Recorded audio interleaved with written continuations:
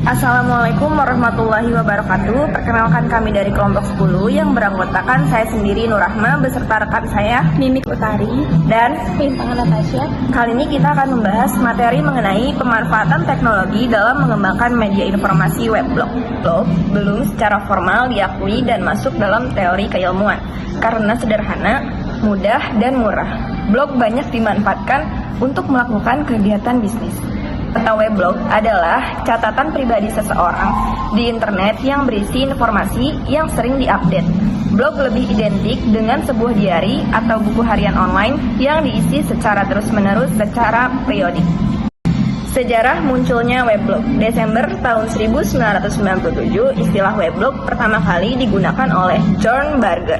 Berger mempelopori istilah weblog untuk menggambarkan aktivitasnya di internet.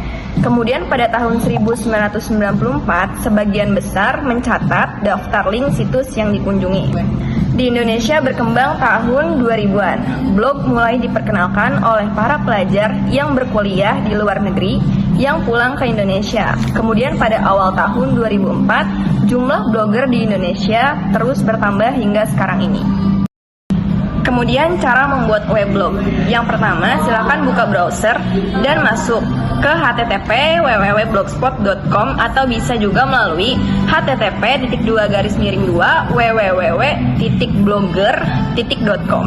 Kemudian langkah kedua, silahkan klik ciptakan blog Anda, maka akan tampil form yang harus untuk pembuatan account blog di blogspot.com.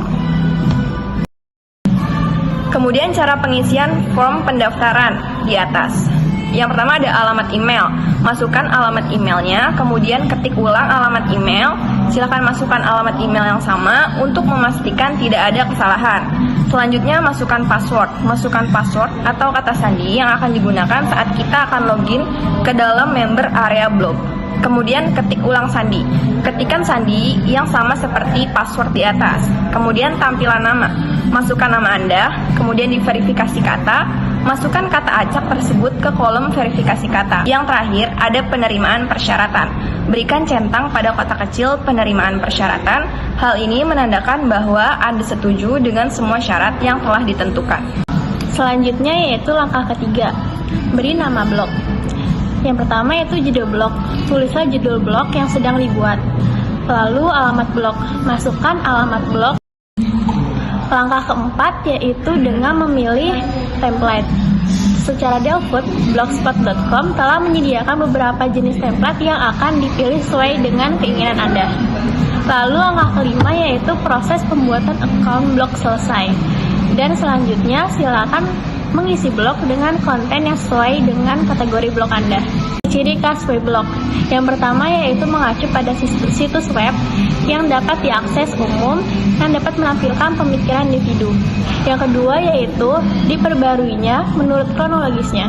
Yang ketiga yaitu penulis menulis weblog dalam periode waktu tertentu.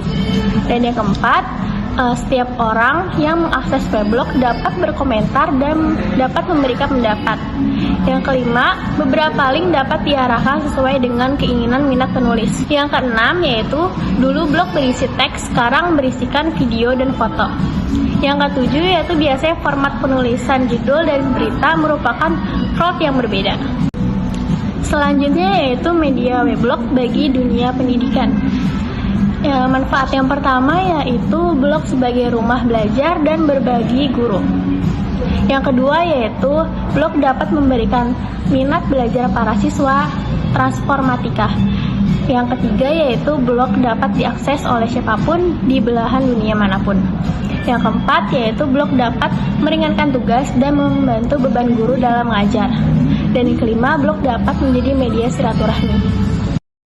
Dan yang keenam, dengan menggunakan weblog, konselor dapat memberikan layanan tanpa harus berhadapan langsung dengan klien. Yang ketujuh, penggunaan media diprediksi mampu menjawab kebutuhan-kebutuhan yang berhubungan dengan layanan bimbingan dan konseling. Yang ke-8, komunikasi antara klien dan konselor atau guru BK akan menjadi lebih mudah. Menggunakan blog. Yang pertama, sebagai media aktualisasi diri. Kedua, ada personal branding. Ketiga, ada markas besar di dunia maya. Keempat, ada media promosi. Kelima, mendapatkan relasi baru. Keenam, ada mendapatkan penghasilan. Ketujuh, menjadi media memberi dan media sharing. Kedelapan, menjadi jurnal catatan kehidupan. Dan yang terakhir, mendapatkan feedback atas apa yang dirasakan menggunakan blog. Selanjutnya ada jenis-jenis weblog. Yang pertama ada blog pendidikan, kedua ada blog sastra, blog pribadi, blog bertopik, blog kesehatan, blog politik, blog perjalanan, blog riset, blog hukum, blog media, blog agama, dan terakhir ada blog bisnis. Selanjutnya ada fungsi weblog. Fungsi weblog itu ada 3. Yang pertama, blog sebagai media satu arah. Yang kedua, blog sebagai media dua arah. Dan yang terakhir, blog sebagai media berbagai arah. Selanjutnya ada kelebihan dan kekurangan menggunakan weblog. Kelebihannya yang pertama, memperluas hubungan teman atau kenalan. Kedua, dapat dibaca oleh pengunjung blog yang tak terbatas. Ketiga, ada bisa dijadikan media publikasi, media iklan, penawaran, bisnis, perusahaan, catatan harian, dan lain-lain. Ada kekurangan dari weblog. Yang pertama, rentan terkena virus. Kedua, ada hacker atau spyware. Ketiga, ada mudah dilaksanakan fungsinya, dan terakhir ada tulisan yang ada di dalam blog kurang dapat dipertanggungjawabkan. Cukup sekian presentasi dan pembahasan mengenai pemanfaatan teknologi dalam pengembangan media informasi weblog. Kurang lebihnya mohon maaf. Wassalamualaikum warahmatullahi wabarakatuh.